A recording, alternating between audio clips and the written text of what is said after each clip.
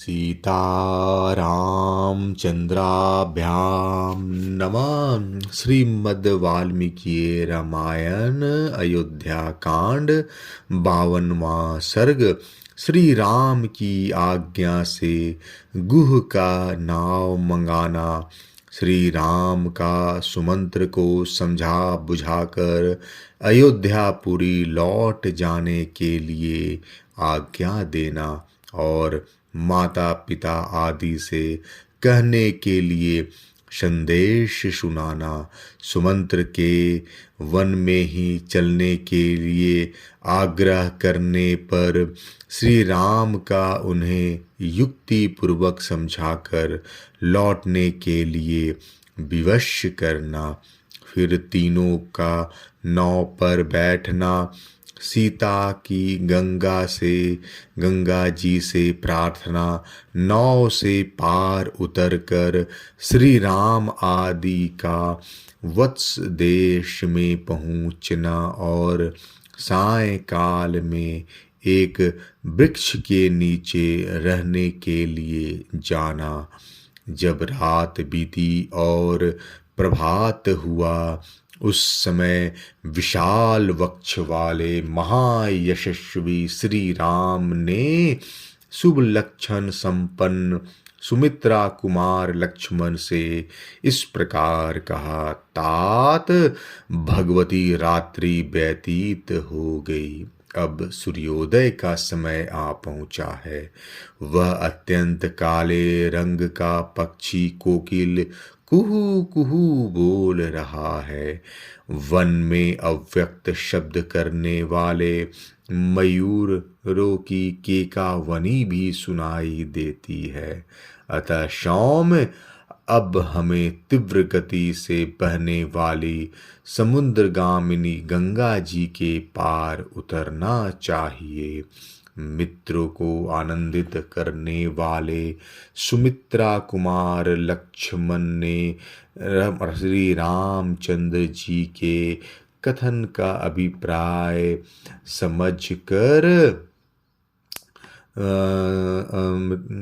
समझकर गुह और सुमंत्र को बुलाकर पार उतरने की व्यवस्था करने के लिए कहा और स्वयं वे भाई के सामने आकर खड़े हो गए। श्री रामचंद्र जी का वचन सुनकर उनका आदेश सिरोधार्य करके निषाद राज ने तुरंत अपने सचिवों को बुलाया और इस प्रकार कहा, तुम घाट पर शीघ्र ही एक ऐसी नाव ले आओ जो मजबूत होने के साथ ही सुगमता पूर्वक खेने योग्य हो, उसमें डांड लगा हुआ हो, कर्णधार बैठा हो और वह नाव देखने में सुंदर हो। निषाद राज गुह का वह आदेश सुनकर उनका महान मंत्री गया और एक सुंदर नाव घाट पर पहुंचाकर उसने गुह को इसकी सूचना दी। तब गुह ने हाथ जोड़कर श्री रामचंद्र जी से कहा, देव, यह नौका उपस्थित है, बताइए इस समय आपकी और क्या सेवा करूं। देव कुमार के समान तेजस्वी तथा उत्तम व्रत का पालन करने वाले पुरुष सिंह श्री राम समुद्रगामिनी गंगा नदी को पार करने के लिए आपकी सेवा में यह नाव आ गई है। अब आप शीघ्र इस पर आरूढ़ होइए। तब महातेजस्वी श्री राम गुह से इस प्रकार बोले, सखे, तुमने मेरा सारा मनोरथ पूर्ण कर दिया। अब शीघ्र ही सब समान नाव पर चढ़ाओ। यह कहकर श्री राम और लक्ष्मण ने कवच धारण करके तरकश एवं तलवार बांधी तथा धनुष लेकर वे दोनों भाई जिस मार्ग से सब लोग घाट पर जाया करते थे, उसी से सीता के साथ गंगा जी के तट पर गए। उस समय धर्म के ज्ञाता भगवान श्री राम के पास जाकर सारथी सुमंत्र ने विनीत भाव से हाथ जोड़कर पूछा, प्रभु, अब मैं आपकी क्या सेवा करूं? तब दशरथ नंदन श्री राम ने सुमंत्र को उत्तम दाहिने हाथ से स्पर्श करते हुए कहा, सुमंत्र जी, अब आप शीघ्र ही पुनः महाराज के पास लौट जाइए और वहाँ सावधान होकर रहिए। उन्होंने फिर कहा, इतनी दूर तक महाराज की आज्ञा से मैंने रथ द्वारा यात्रा की है। अब हम लोग रथ छोड़कर पैदल ही महान वन की यात्रा करेंगे। अतः आप लौट जाइए। अपने को घर लौटने की आज्ञा प्राप्त हुई देख सारथी सुमंत्र शोक से व्याकुल हो उठे और इक्ष्वाकु नंदन पुरुष सिंह श्री राम से इस प्रकार बोले, रघुनंदन, जिसकी प्रेरणा से आपको भाई और पत्नी के साथ साधारण मनुष्यों की भांति वन में रहने को विवश होना पड़ा है, उस दैव का इस संसार में किसी भी पुरुष ने उल्लंघन नहीं किया।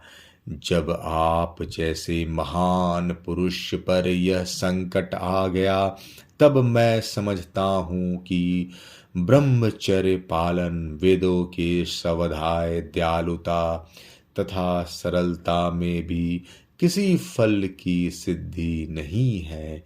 वीर रघुनंदन, इस प्रकार पिता के सत्य के रक्षा के लिए विदेह नंदिनी सीता और भाई लक्ष्मण के साथ वन में निवास करते हुए आप तीनों लोकों पर विजय प्राप्त करने वाले महापुरुष नारायण की भांति उत्कर्ष महान यश प्राप्त करेंगे।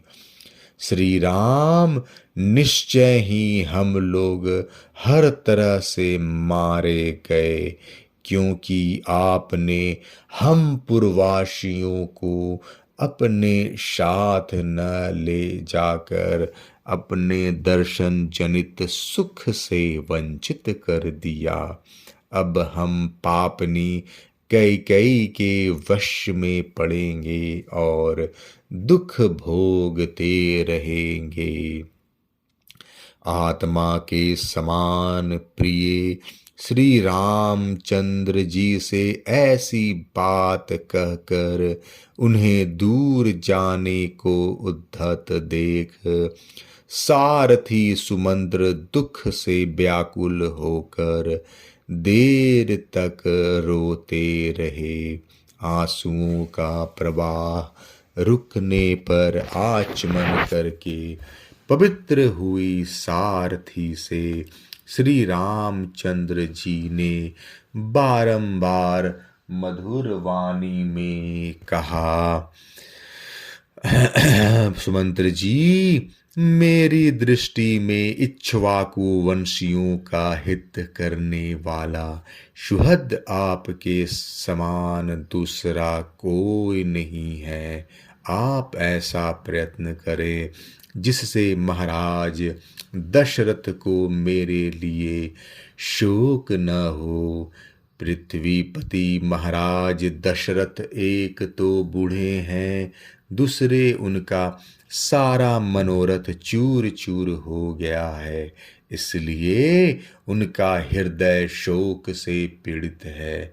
यही कारण है कि मैं आपको उनकी संभाल के लिए कहता हूँ। वे महामनस्वी महाराज कैकेयी का प्रिय करने की इच्छा से आपको जो कुछ जैसी भी आज्ञा दे उसका आप आदर पूर्वक पालन करें, यही मेरा अनुरोध है। राजा लोग इसलिए राज्य का पालन करते हैं कि किसी भी कार्य में इनके मन की इच्छा पूर्ति में विघ्न न डाला जाए।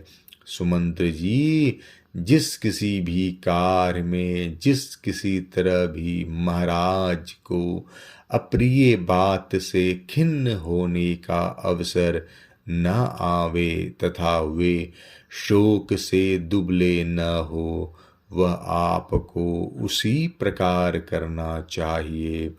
जिन्होंने कभी दुख नहीं देखा है, उन आर्य जितेंद्रिय और वृद्ध महाराज को मेरी ओर से प्रणाम करके यह बात कहिएगा, हम लोग अयोध्या से निकल गए अथवा हमें वन में रहना पड़ेगा। इस बात को लेकर न तो मैं कभी शोक करता हूँ और न लक्ष्मण ही इसका शोक है, लक्ष्मण को ही इसका शोक है। 14 वर्ष समाप्त होने पर हम पुनः शीघ्र ही लौट आएंगे और उस समय आप मुझे, लक्ष्मण को और सीता को भी फिर देखेंगे। सुमंत्र जी, महाराज से ऐसा कहकर आप मेरी माता से, उनके साथ बैठी हुई अन्य देवियों माताओं से तथा कैकेयी से भी बारंबार मेरा कुशल समाचार कहिएगा। माता कौशल्या से कहिएगा कि तुम्हारा पुत्र स्वस्थ एवं प्रसन्न है। इसके बाद सीता की ओर से, मुझ ज्येष्ठ पुत्र की ओर से तथा लक्ष्मण की ओर से भी माता की चरण वंदना कह दीजिएगा। तदंतर मेरी ओर से महाराज से भी यह निवेदन कीजिएगा कि आप भरत को शीघ्र ही बुलवा लें और जब वे आ जाएं तब अपने अभिष्ट युवराज पद पर उनका अभिषेक कर दे। भरत को छाती से लगाकर और युवराज के पद पर अभिषिक्त करके आपको हम लोगों के वियोग से होने वाला दुख दबा नहीं सकेगा। भरत से भी हमारा यह संदेश कह दीजिएगा कि महाराज के प्रति जैसा तुम्हारा वर्ताव है, वैसे ही समान रूप से सभी माताओं के प्रति होना चाहिए। तुम्हारी दृष्टि में कैकेयी का जो स्थान है, वही समान रूप से सुमित्रा और मेरी माता कौशल्या का भी होना उचित है। इन सब में कोई अंतर न रखना। पिताजी का प्रिय करने की इच्छा से युवराज पद को स्वीकार करके यदि तुम राजकाज की देखभाल करते रहोगे तो इहलोक और परलोक में सदा ही सुख पाओगे। श्री रामचंद्र जी ने सुमंत्र को लौटते हुए जब इस प्रकार समझाया तब उनकी सारी बातें सुनकर वे श्री राम से स्नेह पूर्वक बोले, तात, सेवक का स्वामी के प्रति जो सत्कार पूर्ण बर्ताव होना चाहिए, उसका यदि मैं आपसे बात करते समय पालन न कर सकूंगा, यदि मेरे मुख से स्नेहवश कोई धृष्टतापूर्वक बात निकल जाए तो यह मेरा भक्त है, ऐसा समझकर आप मुझे क्षमा कीजिएगा। जो आपके वियोग से पुत्र शोक से आतुर हुई माता की भांति संतप्त हो रही है। उस अयोध्यापुरी में मैं आपके साथ लिए बिना कैसे लौट कर जा सकूंगा। आते समय लोगों ने मेरे रथ में श्री राम को विराजमान देखा था। अब इस रथ को श्री राम से रहित देख कर उन लोगों का और उस अयोध्यापुरी का भी हृदय विदीर्ण हो जाएगा। जैसे युद्ध में अपने स्वामी वीर रथी के मारे जाने पर केवल सारथी शेष रह गया हो, ऐसे रथ को देखकर उसकी अपनी सेना अत्यंत दयनीय अवस्था में पड़ जाती है। उसी प्रकार मेरे इस रथ को आपसे सूना देख कर सारी अयोध्या नगरी दीन दशा को प्राप्त हो जाएगी। आप दूर रहकर भी प्रजा के हृदय में निवास करने के कारण सदा उसके सामने ही खड़े रहते हैं। निश्चय ही इस समय प्रजा वर्ग के सब लोगों ने आपका ही चिंतन करते हुए खाना पीना छोड़ दिया होगा। श्री राम जिस समय आप वन को आने लगे, उस समय आपके शोक से व्याकुल चित्त हुई प्रजा ने जैसा आर्तनाद एवं क्षोभ प्रकट किया था, उसे तो आपने देखा ही था। आपके अयोध्या से निकलते समय पूर्ववासियों ने जैसा आर्तनाद किया था, आपके बिना मुझे खाली रथ लिए लौटा देख वे उससे भी 100 गुना हाहाकार करेंगे। क्या मैं महारानी कौशल्या से जाकर कहूँगा कि मैंने आपके बेटे को मामा के घर पहुँचा दिया है, इसलिए आप संताप न करें? यह बात प्रिय होने पर भी असत्य है, अतः ऐसा असत्य वचन भी मैं कभी न कह सकता। फिर यह अप्रिय सत्य भी कैसे सुना सकूँगा कि मैं आपके पुत्र को वन में पहुँचा आया। ये उत्तम घोड़े मेरी आज्ञा के अधीन रहकर आपके बंधुजनों का भार वहन करते हैं। आपके बंधुजनों से हीन रथ का ये वहन नहीं करते। ऐसी दशा में आपसे सुने रथ को ये कैसे खींच सकेंगे? अतः निष्पाप रघुनंदन, अब मैं आपके बिना अयोध्या लौट कर नहीं जा सकूंगा। मुझे भी वन में चलने की ही आज्ञा दीजिए। यदि इस तरह याचना करने पर भी आप मुझे त्याग ही देंगे, तो मैं आपके द्वारा परित्यक्त होकर यहाँ रथ सहित अग्नि में प्रवेश कर जाऊंगा। रघुनंदन, वन में आपकी तपस्या में विघ्न डालने वाले जो जो जंतु उपस्थित होंगे, मैं इस रथ के द्वारा उन सब को दूर भगा दूंगा। श्री राम, आपकी कृपा से मुझे आपको रथ पर बिठाकर यहाँ तक लाने का सुख प्राप्त हुआ। अब आपके ही अनुग्रह से मैं आपके साथ वन में रहने का सुख भी पाने की आशा करता हूँ। आप प्रसन्न होकर आज्ञा दीजिए। मैं वन में आपके पास ही रहना चाहता हूँ।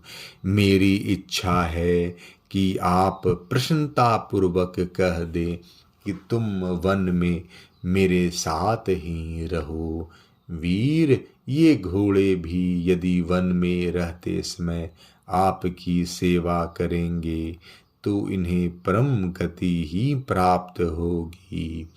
प्रभु, मैं वन में रहकर अपने सिर से सारे शरीर से आपकी सेवा करूँगा और इस सुख के आगे अयोध्या तथा देवलोक का भी सर्वथा त्याग कर दूंगा।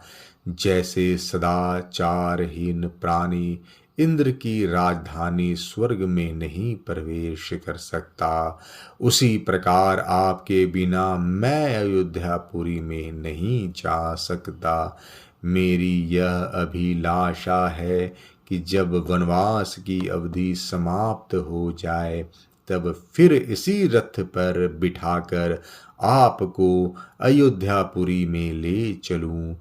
वन में आपके साथ रहने से ये 14 वर्ष मेरे लिए 14 क्षणों के समान बीत जाएंगे, अन्यथा 1400 वर्षों के समान भारी जान पड़ेंगे।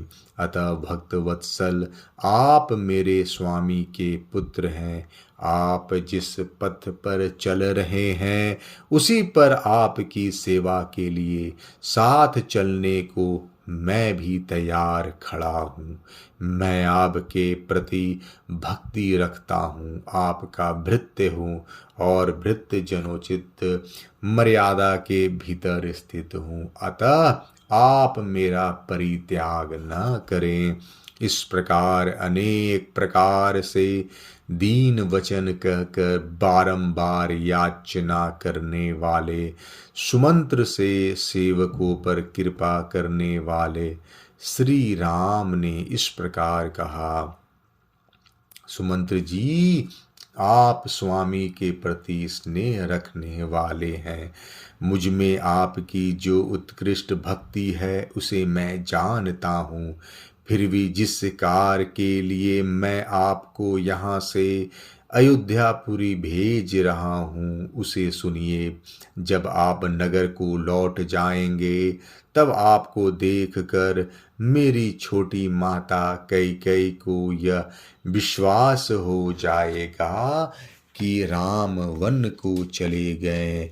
इसके विपरीत यदि आप नहीं गए तो उसे संतोष नहीं होगा। मेरी वनवासी हो जाने पर भी वह धर्मपरायण महाराज दशरथ के प्रति मिथ्यावादी होने का संदेह करे, ऐसा मैं नहीं चाहता। आपको भेजने में मेरा मुख्य उद्देश्य यही है कि मेरी छोटी माता कैकेयी भरत द्वारा सुरक्षित समृद्धशाली राज्य को हस्तगत कर ले। सुमंत्र जी, मेरा तथा महाराज का प्रिय करने के लिए आप अयोध्यापुरी को अवश्य पधारिए और आपको जिनके लिए जो संदेश दिया गया है वह सब वहाँ जाकर उन लोगों से कह दीजिए। ऐसा कहकर श्री राम ने सुमंत्र को बारंबार संतावना दी। इसके बाद उन्होंने गुह से उत्साहपूर्वक यह युक्त बात कही, निषाद राजगु, इस समय मेरे लिए ऐसे वन में रहना उचित नहीं है जहाँ जनपद के लोगों का आना जाना अधिक होता हो। अब अवश्य मुझे निर्जन वन में आश्रम में ही वास करना होगा। इसके लिए जटाधारण आदि आवश्यक विधि का मुझे पालन करना चाहिए।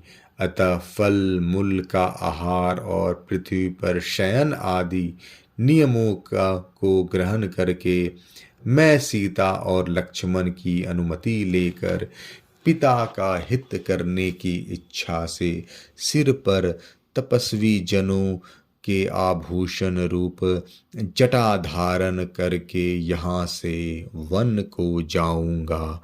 मेरे केशों को जटा का रूप देने के लिए तुम बड़ का दूध ला दो। गुह ने तुरंत ही बड़ का दूध लाकर श्री राम को दिया। श्री राम ने उसके द्वारा लक्ष्मण की और अपनी जटाएं बनाई। महाबाहु पुरुष सिंह श्री राम तत्काल जटाधारी हो गए। उस समय वे दोनों भाई श्री राम लक्ष्मण वल्कल वस्त्र और जटामंडल धारण करके ऋषियों के समान शोभा पाने लगे।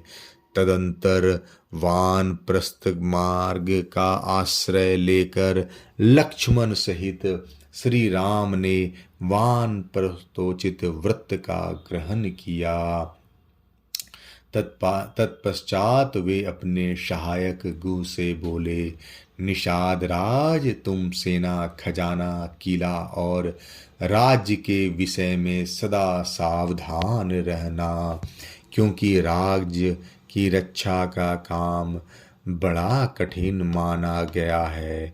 गुह को इस प्रकार आज्ञा देकर उससे विदा ले इक्ष्वाकु कुल नंदन श्री रामचंद्र जी पत्नी और लक्ष्मण के साथ तुरंत ही वहां से चल दिए। उस समय उनके चित्त में तनिक भी व्याग्रता नहीं थी। नदी के तट पर लगी हुई नाव को देखकर इक्ष्वाकु कुल नंदन श्री राम ने शीघ्रगामी गंगा नदी के पार जाने की इच्छा से लक्ष्मण को संबोधित करके कहा, पुरुष सी, यह सामने नाव खड़ी है, तुम मनस्वी सीता को पकड़कर धीरे से उस पर बिठा दो, फिर स्वयं भी नाव पर बैठ जाओ। भाई का यह आदेश सुनकर मन को वश में रखने वाले लक्ष्मण ने पूर्णतः उसके अनुकूल चलते हुए पहले मिथिलेश कुमारी श्री सीता को नाव पर बैठाया, फिर स्वयं भी उस पर आरूढ़ हुए। सबके अंत में लक्ष्मण के बड़े भाई श्री राम तेजस्वी श्री राम स्वयं नौका पर बैठे। तदंतर निषाद राजगुह ने अपने भाई बंधुओं को नौका खेने का आदेश दिया।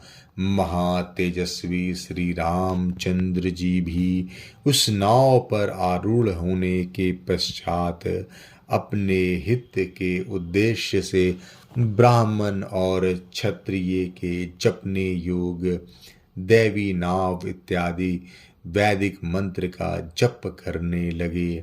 फिर शास्त्र विधि के अनुसार आचमन करके सीता के साथ उन्होंने प्रसन्न चित्त होकर गंगा जी को प्रणाम किया।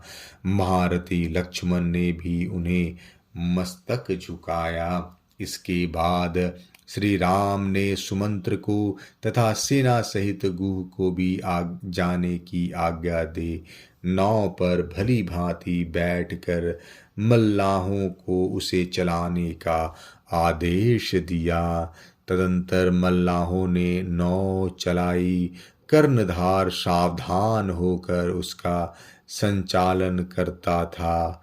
वेग से सुंदर डांड चलाने के कारण वह नाव बड़ी तेजी से पानी पर बढ़ने लगा।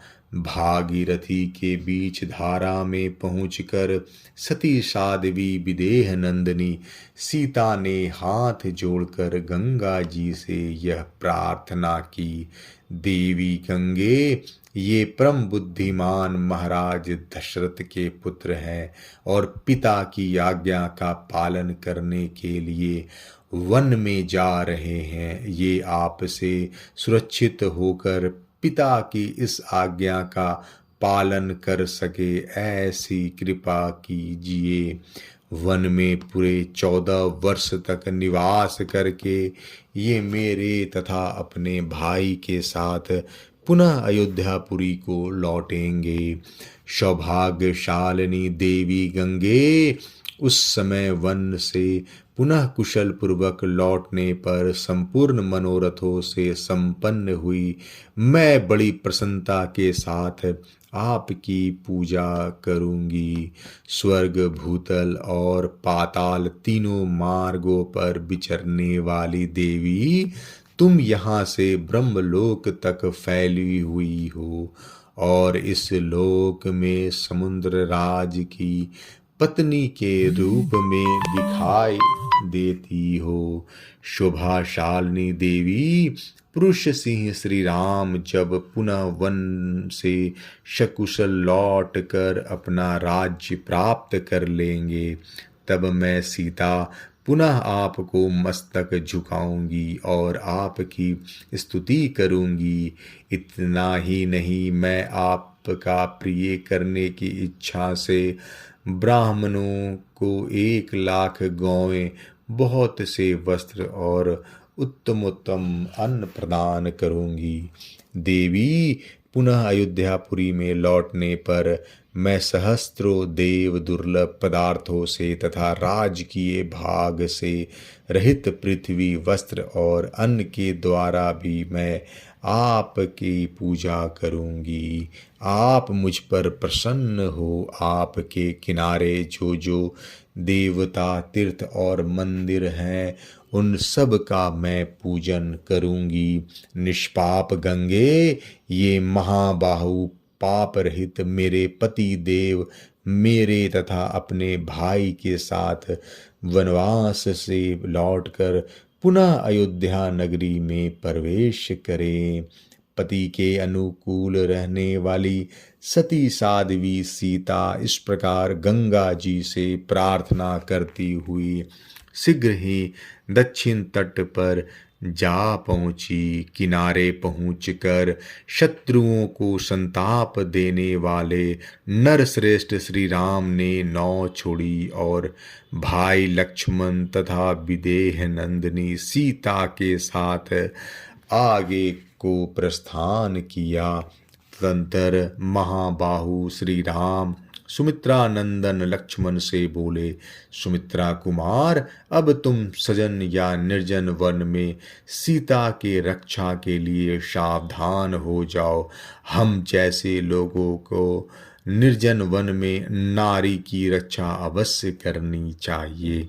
अतः तुम आगे आगे चलो, सीता तुम्हारे पीछे पीछे चले और मैं सीता की और तथा तुम्हारी रक्षा करता हुआ सबसे पीछे चलूँगा। पुरुष प्रवर हम लोगों को एक दूसरे की रक्षा करनी चाहिए। अब तक कोई भी दुष्कर कार्य समाप्त नहीं हुआ है। इस समय से ही कठिनाइयों का सामना आरंभ हुआ। आज विदेह कुमारी सीता को वनवास की वास्तविक कष्ट का अनुभव होगा।